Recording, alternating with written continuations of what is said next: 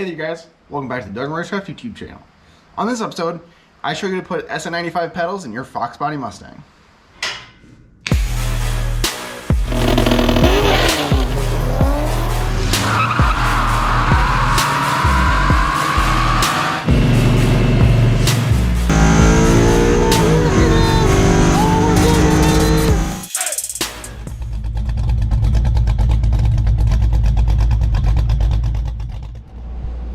Alright, as you can see, we've already started tearing into it.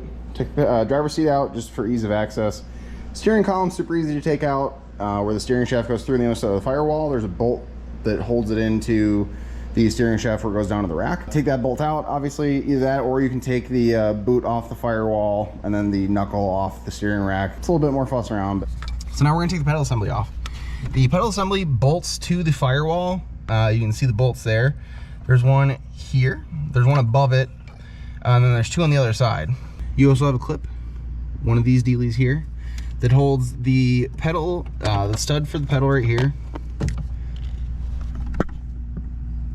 onto the actual booster itself. And then you also have the switch, which is right there, that goes onto that.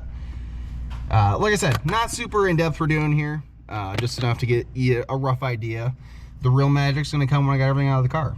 You also have two bolts. There's one there and one there that actually hold it to the dash support. After that, she's home free. You gotta disconnect the clutch cable, and then she should come out. All right, and as you can see, here's where the magic starts. So, stock 82 GT steering column here. All the plugs and everything are the same. Obviously this color plug, these plugs here are different colors. That's all that matters, all right? 83 and up tilt column. The main reason you gotta switch is because of this right here. As you can see here, steering wheel 82 and down is splined, whereas this one has flat spots on it. Really don't have to do this. The 3-spoke steering wheel that we had in this before worked just fine. I do not like the way the 82 GT steering wheels are. I just think they look like something you got from AutoZone. So this is a nice upgrade. This is also a tilt column. Got this from Randy. Shout out to Randy for this. Nothing to note here.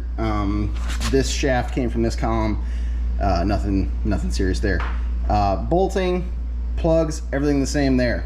Now, we get into the pedal assembly. And you might be thinking to yourself, Sean, what the these aren't even close to the same. But just wait, there's more. This is a stock pedal assembly from the 82 GT, and this is a pedal assembly that I got from, I wanna say it was a 95 Mustang GT parts car. And this is a Hydro Boost unit, so this also applies to Hydro Boost stuff. This came from a catter swap car that my brother was doing. He needed basically this lug here in a different spot, and instead of trying to cut and re-weld stuff back on to make it work, I just wasn't a huge fan of that, so I did what we're doing here with that. So it takes a little bit of cutting, a little bit of welding, but I mean, this is a super easy upgrade. We'll get these up on the bench and we'll take it apart further. If I remember correctly, the clutch pedal is little to no modification, and then all you have to do is cut the bosses down for the brake pedal. Main difference being the lugs on the opposite side as the GT. So let's get these up on the bench. We'll start cutting them apart and we'll take it from there. Oh, also got the gas pedal, literally the exact same thing. Mounting point at the top's the same, bolt pattern is the same, just has a different pad on it. This is your resting foot pad that came from that GT as well. So we have the whole matching set now. Let's get it up on the workbench and we'll take it from there. Okay, got the pedal assemblies torn apart. Things to note here. So these are the actual shafts and where the quadrants mount to. You'll notice that this part of them is the same, but one is longer than the other. This one came from the SN95 pedal assembly. You can reuse this with the SN95 clutch pedal. So that solves that problem. Now, this is where it gets a little tricky, but it's still pretty simple. You see these here. So this doesn't fit. So what you gotta do, and if I remember correctly, you leave this side alone and cut this basically on the edge here. And that will get that in a line up nearly perfect. So we're just gonna eyeball it. I got the edge lined up there, and you can see they're basically where they need to be. So you'll come in here, obviously start long, don't cut it too short first time around, because then it's just gonna be a sloppy mess. I'm gonna cut it, leave probably 3/16 of an inch here probably. Make sure you pull out the insulators and the sleeve that are inside of it. This here, and these little dealio, these little isolators. So we're gonna cut it, see how she fits, throw it in the car, make sure that it actually works with the brake booster, all that kind of stuff. We'll pick it back up. Okay, got the pedal assembly done. I did it slightly different this time than I did the last time when I did this. The big difference here being is the clutch pedal for the SN95 and up pedal assembly is straight, and the Fox body one has a kick in it right here.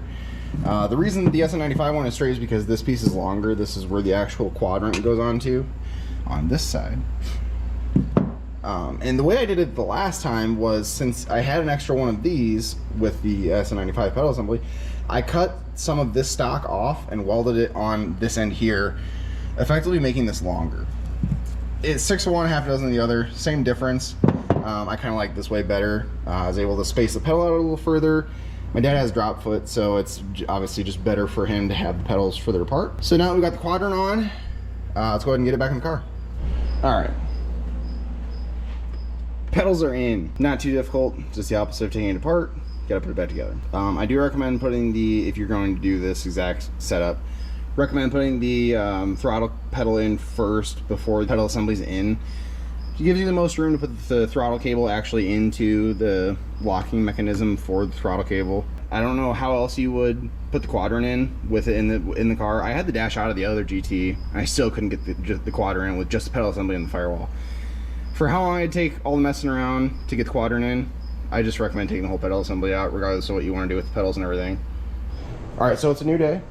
We're in here, and unfortunately, all the new parts we installed did not fix what I fucked up the last time from having to cut the fork, because our cable was too short and the quadrant wouldn't adjust all the way. So, pulling the transmission back out, got Dad up here, holding the chair down for us. And so we're gonna pull the transmission back out. Should take like an hour or two. Put a new fork in that we got from LMR. And yeah, then hopefully that should fix it. I don't see why it wouldn't, so let's start taking it apart. All right, got the clutch forks here. Got the old one and the new one. As I said before, I had to cut it here and here, section it, re-weld it back together to get the old cable to fit. That was just a band-aid, obviously. So got the new clutch fork from LMR. These are like 40 bucks, I think. So we're gonna put this in.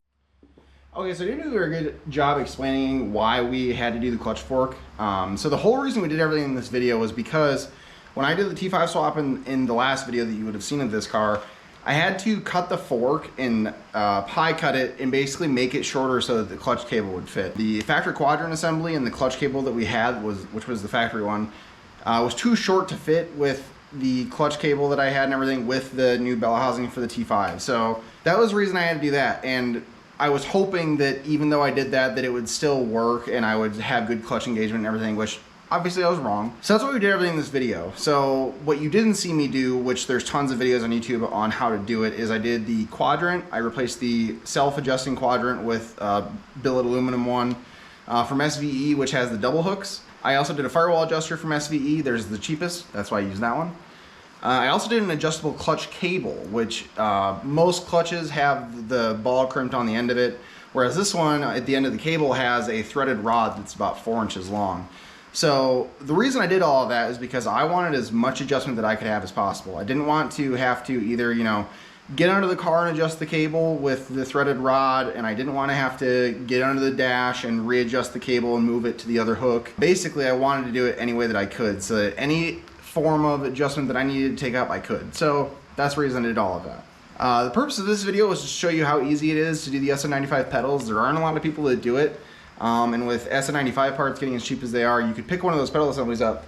Jesus.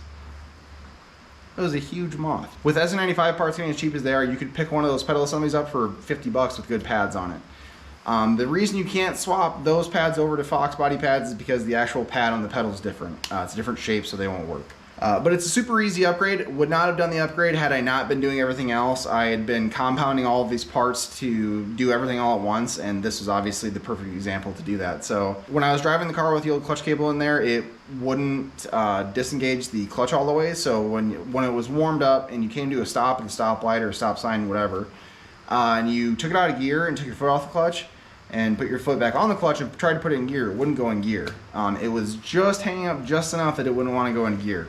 And that's obviously terrible for the synchros with that being a freshly rebuilt T5, so that's why I did all of that, just to hopefully save myself some heartache. The right thing to do would have been to have all that stuff right off the rip, to do it when I did the T5, but I figured my luck would have been better than it was. So no big deal there. But that's gonna do it for this video. If you like the video, comment if you have any comments or questions.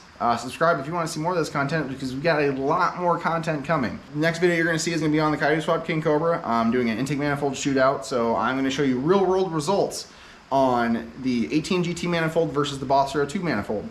Everybody does dyno gains on what you get for horsepower, but if you're like me, horsepower doesn't mean a whole lot if you don't have a dyno. So we're going to show you real world results on which one's better. So that's something that interests you. Please do subscribe. That's going to do it for this video. I hope to catch you in the next one. Y'all take care now.